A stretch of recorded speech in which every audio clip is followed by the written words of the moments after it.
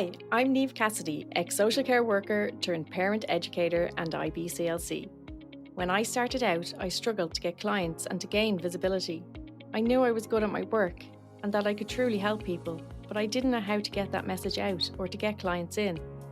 Marketing and selling felt icky and not what I was about, and what I did try rarely worked anyway. I bought trainings, joined memberships, worked with mentors, but it often felt like they didn't really understand what it is that we do and the importance of being ethical and authentic. So I set out on a mission to learn, experiment, and develop ways I could share my message, support my clients, make a consistent income, and feel good about it. Today, I run a successful private practice and I want to help you to do the same. Welcome back to the Pregnancy and Postnatal Entrepreneurs Collective podcast. I'm excited today because in this episode, we are going to talk about email lists. So many people doing our work don't have one or have a small one and don't use it. My goal is to change that. We'll talk about why you need an email list, how to build one, and how to make it work for your business. So let's get started. So why do you need an email list? In order to grow your practice from where it is now, a vital element is a strong and engaged email list. Having a strong social media presence is helpful, but it's rented ground. You own your email list. Let me unpack that a little bit more. How many business owners do you know who have lost their social media accounts to hackers and the platform has been unhelpful to them in getting it back? How many posts do you see weekly about people worrying about the algorithm or whose posts are not getting the traction they used to?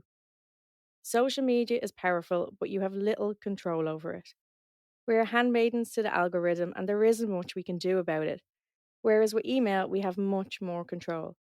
We have the opportunity to land into someone's very own private inbox. We don't have to hope that they stop scrolling or that we even show up in their feed at all. We are right there. Emails generate better results than most marketing channels. Among marketing channels, email marketing gets the highest return on investment. It also has the highest conversion rate for promotional messages. The return on investment isn't just financial though, it's time too. Social media promotions can take a lot more time and energy than email.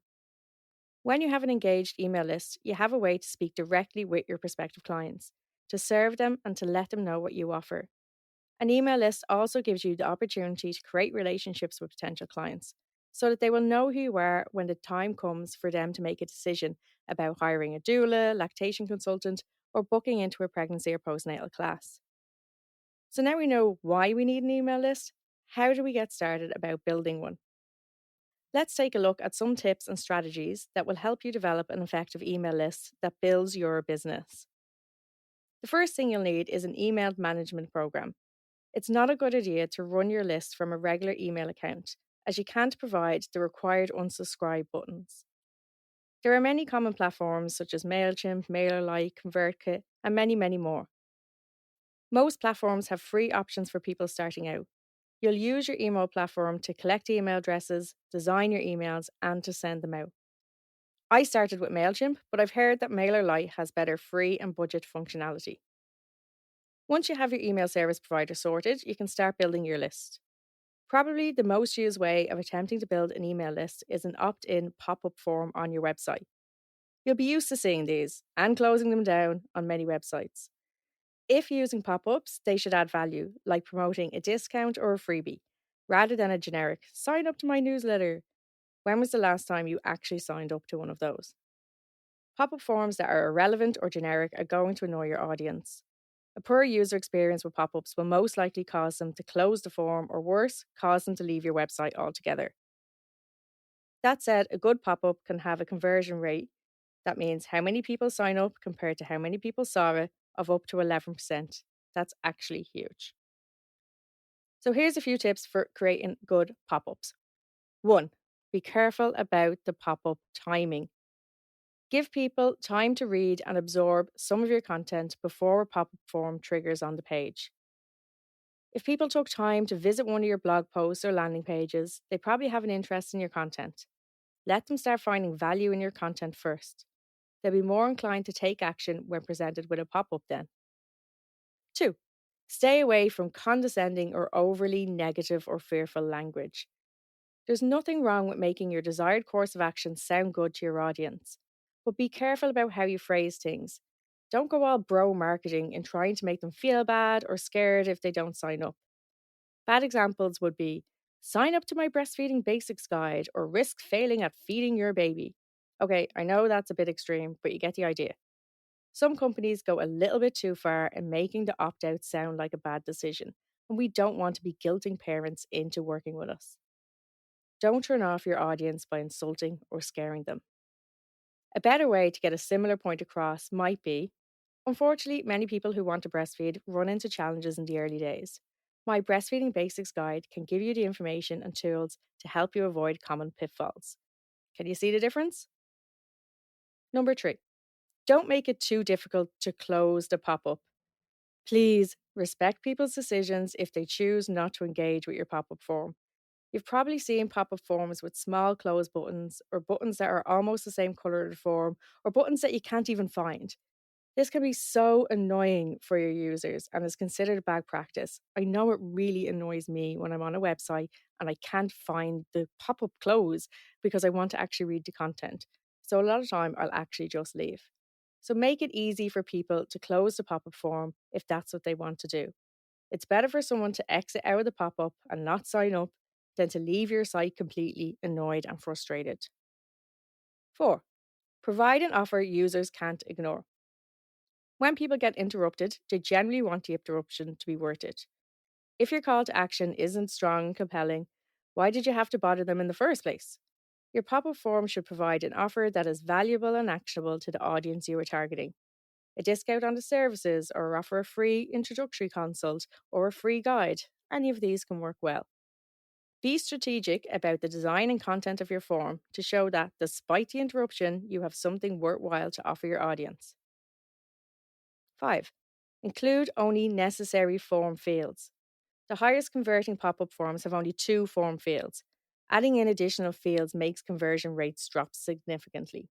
To maximize the chances of collecting an individual's information, stick with minimal form fields that only request essential data. In most cases, you'll only need their first name and their email address. If you're in the EU, you'll also need to provide an opt in box for GDPR compliance. Okay, so that's website pop ups. How else do we get people to sign up for our lists? I alluded to some things already when I mentioned free guides. These are often called lead magnets, something that draws a prospective client to your email list, something they want and you offer for free in exchange for their email address. Creating a good lead magnet requires careful thought and planning. You need something that will interest potential customers enough to sign up, but also provide useful information they can use when making their decisions about whether or not to work with you or buy your services. Hopefully, these ideas will help you create something unique and special that stands out from the rest.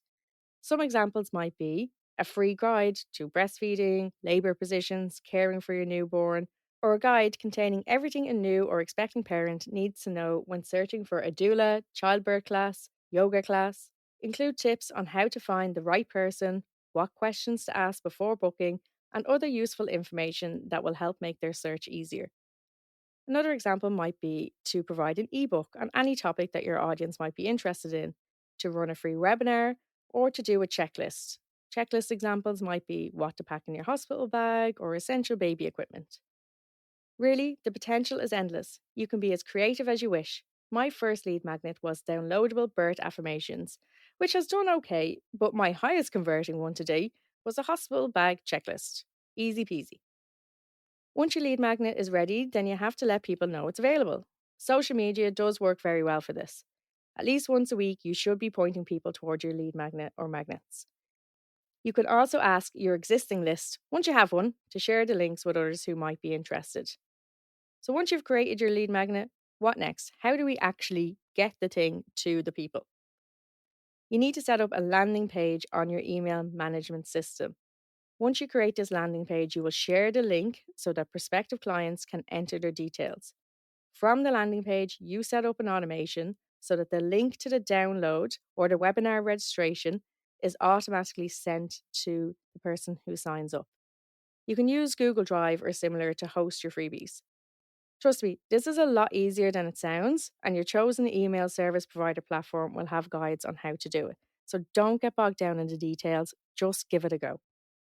Outside of social media and your website, you can even use printed materials like business cards or flyers as invitations to join your email list by adding QR codes with links directly to your sign-up pages or your landing pages. This works really well if you're attending fairs or events where you can give out leaflets, or you are giving a talk and you can put the QR code on your slides. So you've created your email list, you have people signed up. What do you do with them now? As mentioned before, having an email list is essential for growth. You can reach out to your audience, keep them informed of updates, and promote your products and services. However, just having an email list isn't enough. To get the most out of it, you need to nurture your email list over time. Nurturing your email list means gradually building relationships with the people on it. This kind of relationship building takes time and effort, but it's well worth the investment because it helps you build trust with your contacts, encourages them to stay engaged with your content, and strengthens their loyalty to you as a service provider. The key to nurturing your email list is being consistent. You want to make sure that you're reaching out frequently enough so that people don't forget about you or unsubscribe from your emails, but not so often that they get overwhelmed or annoyed by the volume of messages. Aim for sending out at least one newsletter a month, although weekly would be better as it will help your list get to know you and build that know, like, and trust factor.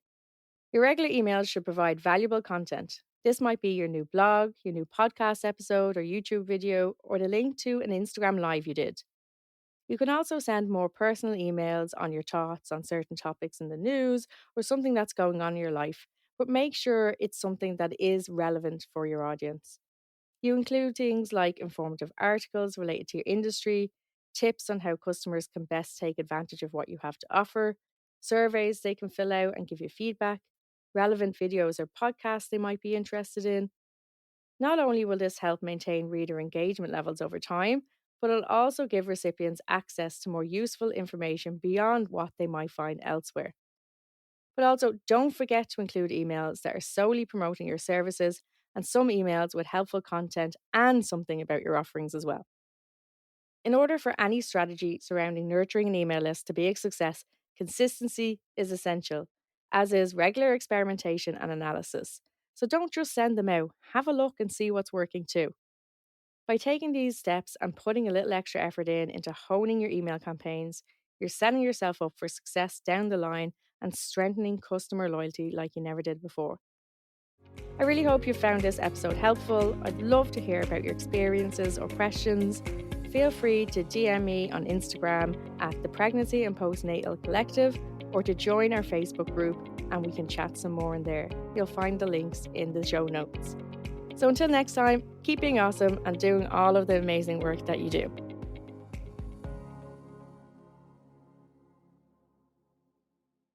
Don't forget to download your totally free copy of the Birth Workers Business Playbook, now available for a limited time only. So check out the show notes to get your link and get your copy.